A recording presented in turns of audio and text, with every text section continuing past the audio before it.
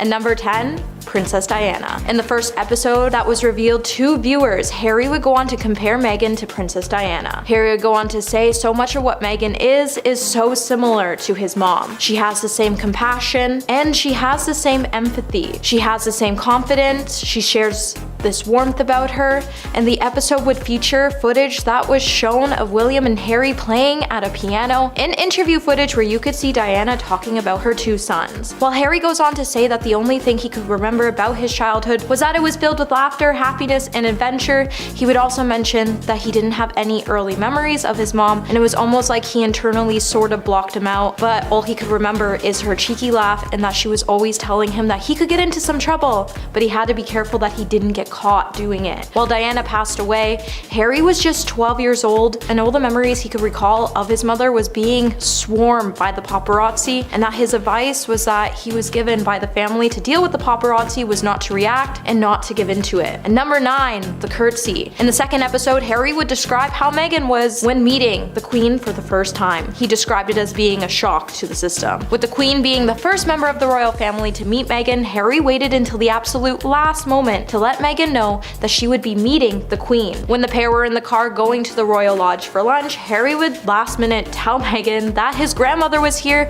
and that they would be going to meet her in the church. Harry would then ask Meghan if she knew how to curtsy, and Meghan at the time thought it was a joke, but I mean, it's the Queen of England, and in every fairy tale movie ever made, it's always taught us that when presented in front of the royal family, you need to bow or curtsy. With Harry trying to explain it was a pretty hard thing to explain to an American how to curtsy, Meghan would go on to try to compare the curtsy to something from medieval times, and she even did a reenactment on how she curtsied in front of the Queen on the camera. While Meghan went on to describe the meeting with the Queen and not understanding the whole curtsy thing, viewers definitely noticed that Harry was looking a little uncomfortable about the whole thing. Hey Peaches, are you enjoying this video so far? If so, don't forget to give it a thumbs up and subscribe to the channel. At number 8, comparing Diana to Meghan. When we all saw Harry compare the paparazzi following Diana to an online harassment faced by his wife Meghan, I don't think any of us really had any sympathy towards the two royals, as they both chose to get married and they understood what could come with it. The telling of episode 2 revealed a huge bombshell moment when Harry said, "To see another woman I love going through this feeding frenzy, it's hard." Harry would tell us all how Meghan has been repeatedly targeted by the media and how their relationship basically became hunter versus prey. However, when he tried to compare Meghan to Diana by saying, "Back when my mom was harassed by the paparazzi, physical harassment and cameras in your face, people chasing you, paparazzi still harasses people, but now the harassment exists more online." I think we can all agree that the harassment Meghan has received from the media is nothing like the harassment Diana faced. I get it, once the photographs came out, the media was out to get another story. While Meghan has gone through a huge feeding frenzy with the media, so has every other royal family member. However, considering that the two hired media to capture certain aspects, especially with their son, it's hard to say whether the two are telling the truth or not when it comes to the media. And number 7, the effects media had on Meghan. In the 4th episode release, Meghan would discuss that she was having thoughts that made her debate on her own life, and she blamed these thoughts on the negative headlines the media was releasing on her shortly after the couple got married and announced that she was pregnant. Meghan would then note that all of the headlines would have stopped if she'd just not been there. And the scariest thing was that there was so much clear thinking that her mind was already set over the headlines, and it just made it really toxic for her. Even Meghan's mother would recall having this emotional conversation where Meghan expressed her dark thoughts to her, and her mom would say, "That's not an easy one for a mom to hear, and I can't protect her, and Harry can't protect her." Harry would go on to say that he was devastated by the toll the negative press coverage took on his wife, and he said he didn't deal with it well. Harry would even say, "I had been trained to worry more about what people are going to think, and looking back at it now, I hate myself for it. What she needed from me was so much more than I could give." However, with both having to deal with negative media attention before they even got together, it's hard to say if it was the royal family coverage that actually led to Meghan's dark thoughts. And number 6, Halloween with Eugene and Jack. With Meghan and Harry trying to explain that there was a hierarchy when it came to the royal family, and that it was hard fitting in with the royals when the couple shared never before seen photos as they partied with Princess Eugene and Jack's Brooksbank on Halloween in their new Netflix documentary, the two would reveal that they both went out in Halloween costumes with Harry's cousins and her then boyfriend for a final night out before their relationship was revealed on Ellen. In the first episode of the series, the couple would go on to share their night out with a couple of snaps that showed us how fun the royal couple was having as they were all crowded together to gather a couple of snaps. Not everyone in the family acts the couple out, and some did enjoy actually hanging out with them. While all the snaps showed us the playful side of the royal family could have behind closed doors, it also showed us how not all the British family lived behind closed doors with a certain formality, and that not all Brits found it pretty jarring to hug. While the couple snuck out in Halloween costumes to have one final night out before the world came to know that they were a couple, they definitely had a wild night out in their bizarre costumes. Halfway through at number 5 is something we actually all know, or should. Joe is not singing. In multiple episodes, Joe brags about his successful music career and sings some of his songs like I Saw a Tiger. We even get to see some of his really good music videos. They're really good. Worth watching. But anyone with ears can tell that it is clearly not him, and if it is him singing, then it is heavily edited. The truth has come out though, and the people behind the song we heard are two real musicians named Vince Johnson and Danny Clinton. Johnson told Vanity Fair that they worked on the song for free, thinking that they would earn fame from the reality show that Joe was filming at the time. Unfortunately, Clinton died in October. The Tiger King directors did tell LA Times that Joe Exotic did sing a little bit on certain songs, so they chose not to call him out on the show and just let him pretend that he was singing the entire thing. I feel like we should give the real musicians the credit, because we all knew that that was not Joe Exotic. Number 4, Buckingham Palace. With the series beginning with a written statement on a black background saying it is a first-hand account on Harry and Meghan's story being told with never before seen personal archives. We would later come to know that a lot of the footage and photos were manipulated to make their stories seem stronger than they already were. However, it would go on to say that in all the interviews, they were finished by August of 2022, and the members of the royal family declined to comment on the content within the series, which makes sense because they have been worried for months about how all this information could be very damaging to the family's overall image. Harry's father, King Charles, his brother, Prince William, along with their wives, Camilla and Kate, are not expected to watch the series. However, royal aides will be tasked with closely monitoring the output and dissecting all the images and footage known so they can consider if it's even worth to respond to and initially figure out how the family should respond to Harry and Meghan's claims. With the king and the royal family carrying on with their royal duties as normal, the palace sources have come out to deny all the claims made against the family in the Netflix series. With the royal family not expected to issue a formal statement on the show, the family now braces down as they wait for the final episodes of the series to be released. And we're all wondering what other lies and revelations might soon be exposed. In at number 3, hide the evidence.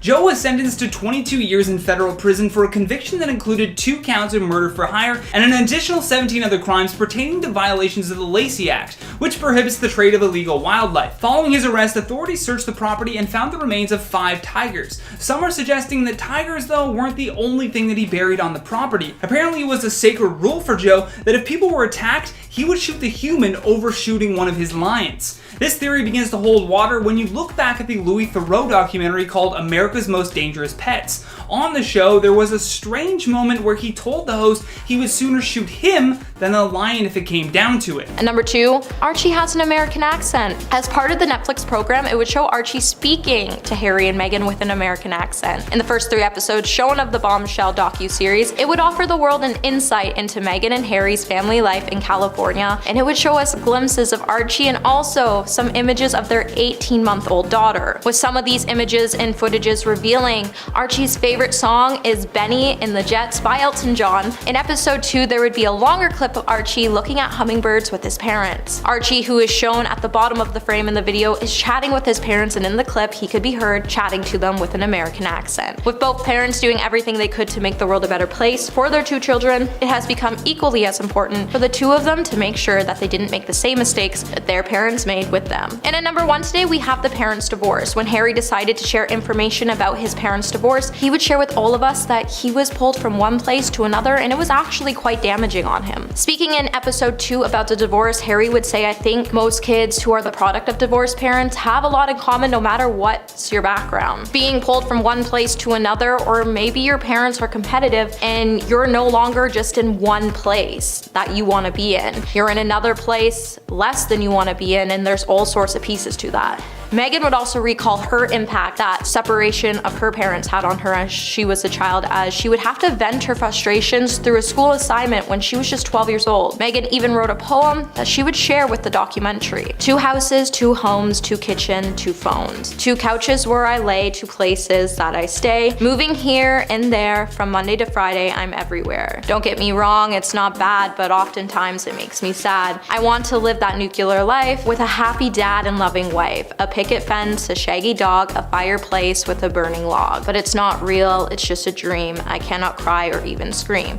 So I sit here with cat number 3. Life would be easy if there were 2 of me. With both understanding the pain divorce can leave behind on a child, it's probably why the couple connected so well on their first date. Coming in at number 10 today, we have several options. It seems like at first Harry and Meghan actually didn't want to leave their royal duties behind completely. In the 5th episode, Meghan and Harry would recount that before they actually made the decision to leave the royal family, they actually had a number of family meetings to discuss their roles as working members of the royal family. Harry and Meghan would come up with several options that they would present, but they would soon quickly realize that no agreement would ever actually be reached. In one of the options, Harry and Meghan initially wanted to have their own jobs on the side while they were still continuing to work in support of the Queen. During a crunch family meeting, they would present this idea. However, after a serious debate, Harry would realize that it had become very clear very quickly that the goal of Meghan and Harry wanted to achieve was not up for discussion or debate. They were either going to have to leave the royal family to achieve other jobs outside the castle walls, or they were going to have to shut up, suck it up, and do what they were told while they continued to support the Queen. With the family having a certain way of doing things, everyone's mission, goal, and responsibility was to serve the institution, and nothing more than that. At number 9, we have William screams at Harry. Prince Harry and Meghan Markle piled fresh criticism on the British royals in the new episodes that they released on Netflix on Thursday. Harry would even go on to accuse his elder brother, Prince William, of screaming at him during a summit when Harry was trying to discuss his future with the royal family. While Harry recounted the details of the crisis summit held at the estate just 2 months before, he and Meghan decided to leave their royal duties behind. Harry would then attend the summit in hope of being able to give the palace several options that would allow him and Meghan to work other jobs while continuing to support the Queen. During the meeting, Harry would recount that his father was saying things that weren't true, and even Prince William would go on to scream at his brother. Harry would say in the documentary, "It was terrifying to have my brother scream and shout at me, and my father was saying things that simply just weren't true, and my grandmother quietly sat there and sort of took it all in." Now, Harry didn't exactly say what William was screaming at him for, but I can only imagine it wasn't nice considering the Queen just sat there and let it all happen. With neither Buckingham Palace, William's office, nor Kensington Palace refusing to comment, it's hard to say if Harry overstepped his boundaries and the family was just defending the Queen, or if the royal family was actually in the wrong here. Hey Peaches, are you enjoying this video so far? If so, don't forget to give it a thumbs up and subscribe to the channel. Coming in at number 8, we have the Queen supportive of the couple's new life. While Harry and Meghan were debating about their life would look like if they were to actually leave the royal family altogether, Harry found the hardest part was the wedge it created between him and his family, especially the wedge it caused between him and his brother. While William chose the institution over his brother, I can only imagine how hard that was on Harry because siblings are the people you confide in the most. However, when the couple finally made the decision to leave the royal family, they found it shocking on how they were ridiculed by the family and they would just be cut out of the family altogether. In the beginning, the Queen even said she was supportive of the couple's new life. With the family blaming Meghan for the fact that they were leaving the family, Harry would say, "How predictable that a woman is to be blamed for the decision of a couple. In fact, it was my decision." With the Queen telling the press that she and her family were entirely supportive of Harry and Meghan's desire to create a new life as a young family and expressing her wish to resolve this matter in coming days, Harry and Meghan would tell us that actually wasn't the case and that the Queen lied to the press. At number 7, the first date. According to both Harry and Meghan, the first date was at 76 Dean Street, which is the location of Soho House in London. Meghan would explain that she was really nervous and sort of panicking because Harry was late and she couldn't understand why he was late. With the Duchess worried about Harry being one of those guys with an ego who makes women sit around waiting, when he arrived she could see that he was genuinely embarrassed for being late. Meghan would also describe Harry as as being fun, refreshing, and that she would note that they are pretty much like children together. And considering they walked away from royal duties, we could all agree we saw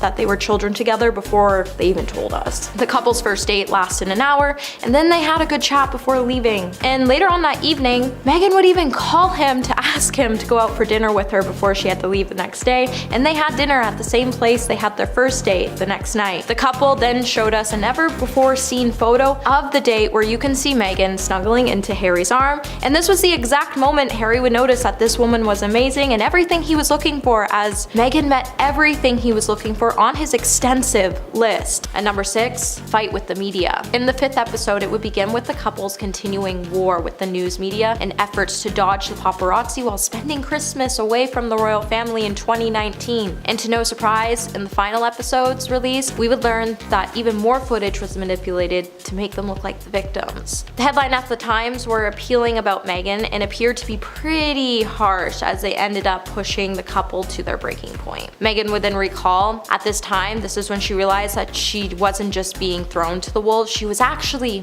being fed to them. The couple would go on to describe that they started to create a plan that they hope would bring them both to safety and give them both peace of mind. Harry would say that the toll was visible and it was having an emotional toll on both of them, but especially his wife. He would say, "We're going to have to change this for our own sake." And then they would describe that they made plans to relocate to New Zealand, South Africa, before they ultimately settled on Canada, and then made the decision to later move to California. Harry would then note that his grandmother was aware he and Meghan were having difficulties with their public roles and made plans to discuss it early January 2020 when he returned briefly to Britain. However, those plans would be thrown to the side and they would block Harry from seeing the Queen. However, what the royal family was really doing here was stopping Harry from seeing his grandmother altogether. In at number 5, Doc and Carol. While the docuseries may twist the narrative to make these two seem like bitter rivals, or at the very least regular rivals, following the documentary, people really started to focus in on each of the people involved, and sure enough, articles began popping up about a 2001 VMA performance. Evan Ross-Katz tweeted out this photo collage of then and now, and not only does it show Doc Antle working with Britney Spears, but seeing Carol Baskin next to her at a different award show invokes the thought that she may be hiding her past in this documentary. Baskin is an animal rights advocate, so using her tigers for a Britney Spears show would definitely be wrong, but yet, there she is. The fact that they both worked for Britney Spears cannot be considered a coincidence either. That's more of a connection you tell your fellow Tiger King. And number 4, Tyler Perry's friendship. It seems like the only one who wanted to save Meghan and Harry wouldn't be the palace, and it would actually be Tyler Perry's friendship that was the couple's saving grace. In the final episode, film director Tyler Perry would appear and recount how he reached out to Meghan for the first time in a long time before the couple's wedding back in 2018. Perry said he felt really bad about her struggles and just wanted to be there for her. Just days before the wedding, Harry would send her a note that said he was praying for her and he just wanted her to move on and hold on to her strength. He would then go on to let her know that everything she's been through in her life prepared her for this moment, or that's what he thought. With Meghan being a wreck, she would later reach out to Perry in early 2020 when she and Harry moved to Canada. She found it easier to open up to someone who knew nothing about the moment. Tyler would then recall the fear he heard in Meghan's voice drew similarities to Princess Diana's struggle with the news media. Tyler would even go on to help the couple relocate to a home he owned in Beverly Hills, as they were desperate to just stay anywhere, and that they found his house a bliss until the paparazzi found them 6 weeks later. Alright guys, and the third spot is Dylan didn't know about filming. As I mentioned earlier, Dylan is Joe Exotic's current husband. We didn't learn too much about him on the show because he came in near the end of it after Joe's husband Travis died. But one thing we learned quickly was the massive age difference between the two of them. Right now, at the time of this recording, Dylan is 22 and Joe is 57. The two of them looked cozy and comfortable on camera, and we even got to see their very awkward first date. Turns out it was awkward for a reason. Dylan didn't know that there was going to be cameras. Apparently, Joe never told him anything about the cameras, and the editors weren't going to let us know that. Dylan spoke about it in a recent interview and said, "I walked out of the house and he pulls up in the limo and all these camera people get out. And I was like, what the hell?" And then he was like, "Oh, this is just, I'm filming something. It's not a big deal." It was kind of weird. Yes, Dylan, it was very weird, and it was also very weird watching it. And number 2, Meghan leaving the UK. The couple tried really hard to fit into their new roles. However, when Meghan started to struggle, so would Harry. With Meghan tearing up in an episode, she would say that she tried really hard not to give in to the pressures of the media and to fit into her new role in the royal family, before she even thought about stepping back from her royal duties in January of 2020. While leaving England, Meghan would even claim that a man on her plane working for the plane's crew took off his hat and knelt next to her, and he shared his appreciation for everything she did for the country. Meghan would recall how that moment made her feel, and it actually ended up making her feel something for the first time. And it would end up being the first time someone saw the sacrifice she was making, not only for her country, but another country that was not hers. After the plane landed, Meghan would then collapse into the arms of one of the royal security guards who had been with the couple through everything, and all she could do was cry. When Meghan tried so hard not to cry and recalled saying things, she would go and he goes, "I know you did. I know you did, ma'am."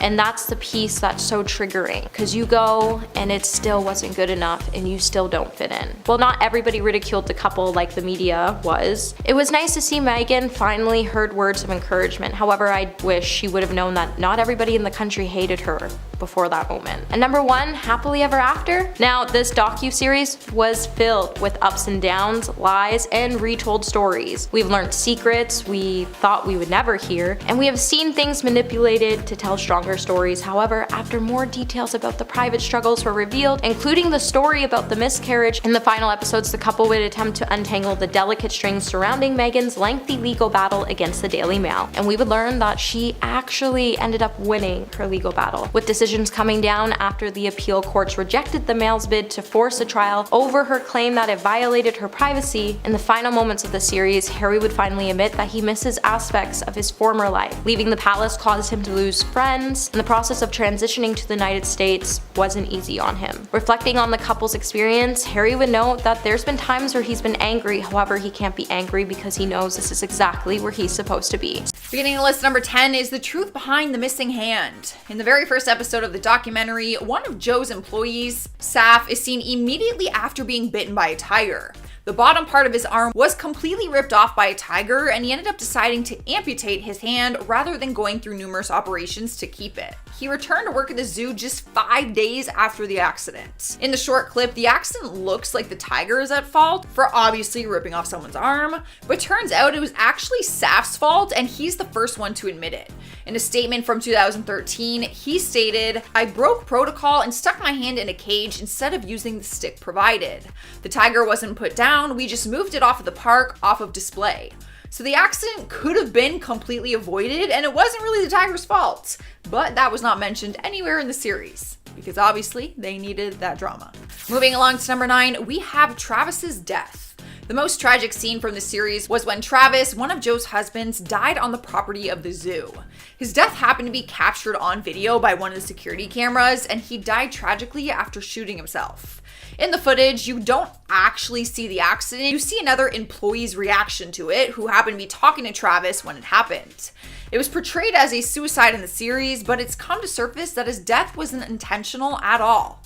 Apparently, he had no intention of killing himself. It was reported that he believed that because there was no magazine in the gun, that it wouldn't fire. The employee who witnessed it recently said that he could see it in Travis's face when the gun went off, that he wasn't expecting it, and that he actually looked terrified. Let's move on to something more lighthearted, is John Finlay was forced to have bad teeth. Believe it or not, despite all the crazy things that happened, one thing that people couldn't stop talking about was Jin Finlay's teeth. After watching the series, people began accusing him of doing hard drugs like meth and called him a hillbilly due to his missing teeth.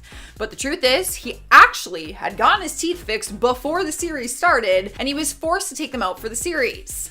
It was reported that he had bridge work done, but the show wanted him portrayed a certain way, so they told him he had to take his teeth out. He upgraded to a new set in June 2019, and you can finally see them in the new reunion catch-up episode. He actually looks totally unrecognizable, and his teeth look great. In at number 7, Doc Antle's cult. For starters, he calls himself Bhagavan Doc Antle. Oh, and in the Hindu culture, Bhagavan basically means God.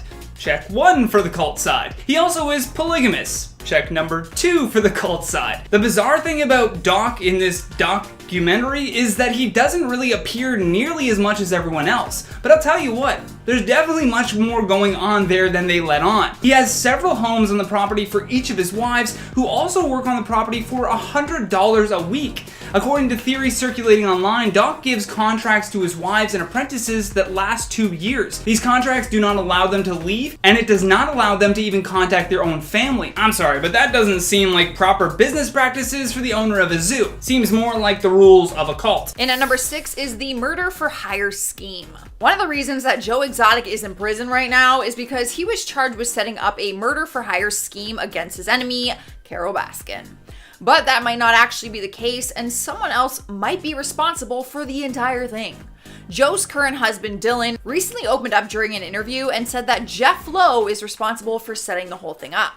He was asked about it and said, I'm not going to say much, but I know it is not a possible setup. It's a 100% true fact that he set him up. And he even said it on the show. He said, some people may call it setting up. I call it persuading.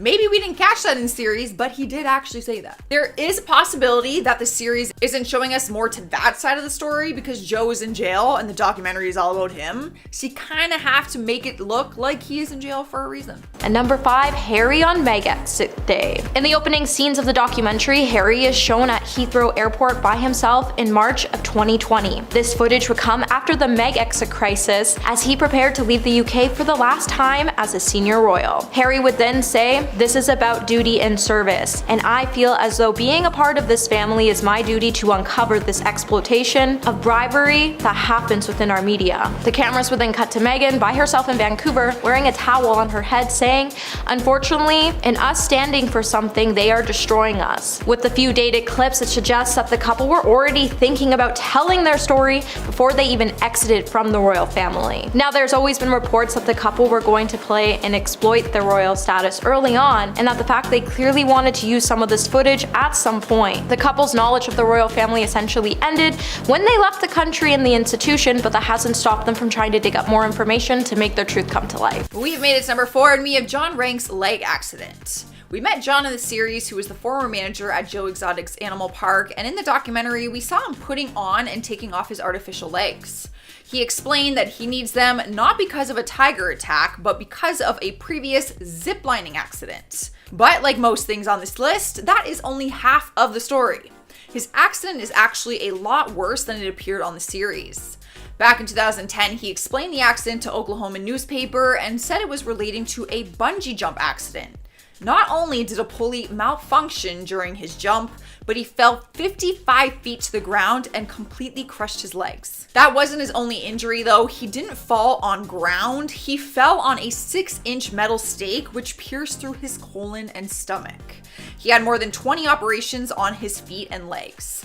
Needless to say, it was a lot worse than the story that we got in the show, but I completely understand why they might have wanted to leave out some of those details. And number 3, the wedding. With the 4th episode kicking off, it was revealed that the couple's star-studded wedding in May of 2018 wasn't really for them, but it was for the public. However, it still managed to be a family affair. Although there was thousands of people hoping to catch a glimpse of the couple, Meghan and Harry would describe it as a family affair, with numerous personal touches that seemed to make all the difference. Harry even chose the song Meghan would end up walking down the aisle to, and Meghan actually found it really beautiful. It was also revealed that King Charles even helped the couple choose the orchestra for the ceremony. Since Meghan's father did not attend the ceremony due to Meghan's estrangement from her father, she even asked King Charles to walk her down the aisle by telling King Charles that she lost her dad and that she wanted him to walk him down the aisle. With Charles being her new father-in-law, she found this moment to be really important to her, and she wanted him to be the one to give her away. With Charles being really charming, he agreed, and it would give us a really sweet moment that Charles actually really cared for Meghan and Harry. Taking over the second spot is Doc Antle says it is not a documentary. So not everyone involved in the series actually considers it that. Since it ended, he has come forward saying that it's not a documentary and that they told his story all wrong. He was described as a polygamous cult-like figure, having multiple wives at one time, but he says that wasn't true. He opened up and said, "It wasn't a documentary, not even close. I don't have multiple wives, that would be illegal." He said that they distorted the facts to make the story more appealing to the viewers, so a lot of what we saw might not actually be true. And I'm kind of rethinking back to the series now, being like, what was real and what wasn't? Making its way into number 1 is petting the cubs has a dark side. Seeing the tigers and its cubs was actually a really cool part of the series outside of all the human drama. During some of the scenes, we saw people getting to pet and play with baby cubs, and it was so cute to watch. There is no denying that. But it turns out that there is a dark truth to that. Joe earns money by charging his visitors to cuddle and take photos with the cubs. But the directors told LA Times that they never gave in and cuddled the baby cats because they knew what really happened when you did that. They said most of the tigers we were around were subjected to abject animal cruelty. We saw babies being torn from their mothers and screaming. They get sick from being handled so much and get ringworm. It was disturbing. So all the handling that we might have thought was innocent and adorable was actually really damaging. And it makes me very sad. Now I will never pet a little baby tiger ever again. In at number 10, John Finlay's teeth. As many of you know, the majority of the Netflix docuseries was filmed over the course of several years, meaning that we got to see each of the respective characters at various stages in their life, including moments from the present day where they reflected on what happened. John Finlay was engaged to Joe Exotic, and the entire time he had maybe 3 or 4 teeth to his name. According to Doc Antle, this was all for the show. During an interview with Us Weekly, Doc said John was forced to take his teeth out for the series. He had bridge work done, I guess he did a lot of meth as a kid, but the show wanted him portrayed a certain way, so the teeth had to come out. He had a full set of teeth before taping. Leave me a comment down below if you think that he got his teeth after the show or if he took them out before the Netflix docuseries. In at number 9, the Scarface inspiration. In the documentary, we meet a man named Mario Tebro. He insists that he was the inspiration for the character of Tony Montana in Scarface, mainly because he too dealt cocaine in the 1980s and owned some tigers to protect his home and cover up his shady business practices. Another theory suggests that this is all an act to deter viewers from looking at him as the bad guy.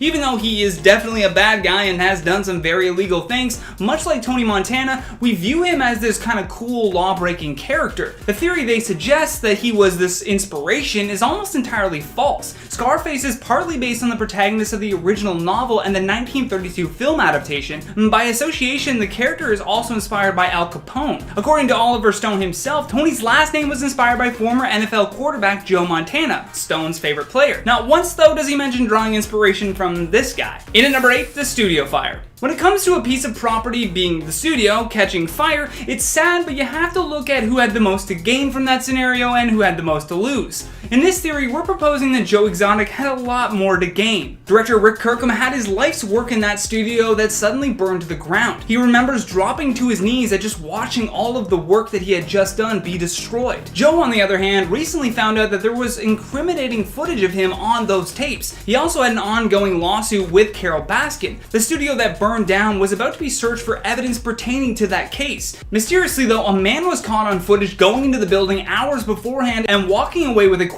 including devices with an estimated 60,000 hours of footage. This also came after Joe had an argument with Rick over who owned his reality show. On the flip side, another theory suggests that Rick was paid $20,000 by Carol Baskin to destroy the studio, which would then call back to that surveillance showing the figure going into the building. Was Rick acting when he saw that fire, or did Joe burn it down to make a statement and gain sympathy? Let me know down in the comments below what you think. Cruising into the number 7 spot is Jeff Lowe doesn't actually have a hot nanny. Jeff Lowe took on the role of the bad guy in the series despite wanting it or trying for it. Apart from all the drama, we got to know Jeff and his wife Lauren, who have a very open relationship, which is low-key awkward to watch. Since the series ended, they welcomed their daughter Sarah into the world, but during the show, he hinted that they were gonna hire a hot nanny so that he could have the best of both worlds. What a romantic guy. The internet has been wanting an update on it, and pictures have flooded the internet with his so-called hot nanny that they hired. They posted a picture with a model named Masha, but the truth is she just visited the park that day and took photos. She is not actually their nanny. Jeff recently stated during an interview, "Don't believe everything you read on the internet, even if it comes from us." In at number 6, Cardi B will free Joe Exotic. Now this isn't a very far-fetched theory. Matter of fact, Kim Kardashian West was able to pull her celebrity status to meet with the president so that she could get a woman out of jail. She freed 63-year-old grandmother Alice Marie Johnson, who was sentenced to a mandatory life sentence plus 25 years after being convicted for drug trafficking. So when Cardi B started tweeting that she was watching Tiger King on Netflix, this theory started to boil. Cardi first tweeted out, "They did Joe so dirty over and over again," followed up by, "About to start a GoFundMe account for Joe. He shall be free." Now, I obviously don't know how much Cardi B knows about what Joe is charged with, as she mentioned previously that she sort of half watched the show and then got lost. Regardless, if Cardi B really wanted to get Joe Exotic out of prison, we're sure she can make that happen. And number 5, the miscarriage. In July of 2020, amid a long-running legal battle against the Daily Mail, Meghan would say she suffered a miscarriage. The couple would then go on to discuss the loss of the child in episode 6. Harry would go on to blame the palace essentially for the miscarriage, and he would even state that it's because they essentially sold stories to the press about Meghan. Harry would say, "I believe my wife suffered a miscarriage because of what the Mail did. I watched the whole thing." And Meghan claimed that the newspapers violated her privacy by pushing details from her life, and that they were publishing details from a private letter she sent her estranged father back in 2018. With Harry saying, "Now do we absolutely know the miscarriage was created caused by that? Of course we don't." With noting that the legal battle led to stress and loss of sleep, I can say from what I saw, the miscarriage was created by what they were trying to do to her. The couple would then go on to have 2 beautiful children, and when the Daily Mail was asked to make a comment on the articles that they were publishing about Meghan, they would refuse to request to comment, but that hasn't stopped them from posting some pretty nasty things about Meghan. In at number 4, Doc's animal abuse. Now, putting his cult aside for a moment here, we have to focus back in on this wildlife preserve in South Carolina that he and his 4 wives are running. There are several pieces of evidence that would seem to support this theory. First of all, upon seeing the trailer, his knee-jerk reaction was to get a lawyer.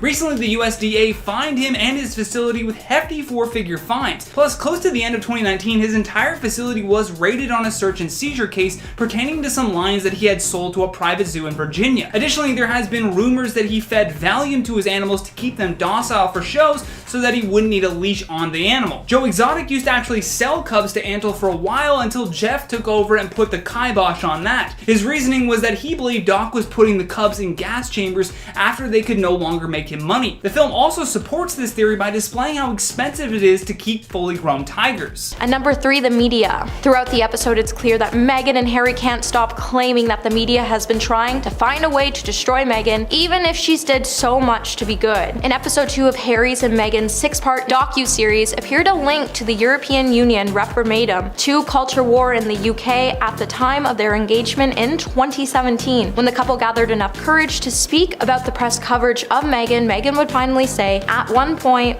she was still much believing that everything would just pass and it would get better. It's just what they do, right? At the very beginning. With the royal family promising the couple that once they were married, they wouldn't have to worry anymore because things would get better. Once the media got used to Meghan, it would all get better. The truth be told, no matter how hard Meghan tried to fit in with the royal family, no matter how hard she tried to please the press, and no matter what Meghan did to please both sides, everyone was still looking for ways to destroy her. However, claims were pretty much absurd. In the documentary, both Harry and Meghan would try to accuse the media of wanting to destroy Meghan, with her claiming that the stories were vicious and that they were planted by the press. The idea that anyone was out to destroy her was frankly absurd. It's quite obvious that they think they were the victims, but it's more obvious that the royal family became victims to the lie told by the 2 in the documentary. In at number 2, Travis Maldonado. Now this one is a very sensitive subject. It involves theories surrounding the suicide of Travis. In the documentary, they covered this moment and it is jaw-dropping to say the least. They used the actual camera footage, but Travis is never seen in this angle, just the man who witnessed it. The incident was viewed as an accident because as Travis raised the gun to his temple, he laughed, telling Joe's campaign manager Joshua that the magazine wasn't in the gun, which would then in turn mean that the gun couldn't fire, but a round left in the chamber was released and killed him immediately. A theory is now suggesting that this wasn't an accident and that Travis had indeed planned to do this. The evidence they cite to back these claims is his constant love of guns throughout the series. At one point, Joe even remarks that Travis was lazy because all he wanted to do was go shoot his guns down at the lake. So that kind of makes you wonder if he was fully aware that the gun would fire. Again though, it's one of those theories where you're like, what's the point in discussing this? He's gone. It was an unfortunate tragedy to all involved, especially to his mother, and Joshua had to witness the whole thing happen, but a theory nonetheless. Last but not least, on our number one spot, Carol's husband. The big question on everyone's mind throughout this roller coaster is, did Carol Baskin kill her husband? There's plenty of evidence to support that she could have, but the problem with this theory is that Joe Exotic is hell-bent on proving that she did it. The reason why him piling on doesn't help the investigation is because of his bias towards Carol. I mean, he did hire someone to kill her, so really how credible could this guy be? That's at least most people's opinion on the matter. Carol and her first husband Don Lewis met in 1981 when she was just 19. The two purchased several bobcats together and ran the sanctuary until Don suddenly vanished in 1997. At the time, the two had been arguing a lot and Lewis was preparing to divorce Carol. 2 months prior to his disappearance, he had filed court documents for domestic violence claiming that Carol threatened to shoot him. There's a lot more to this though that probably would take an entire video to unpack, but if you want to learn more, you know where the Google is.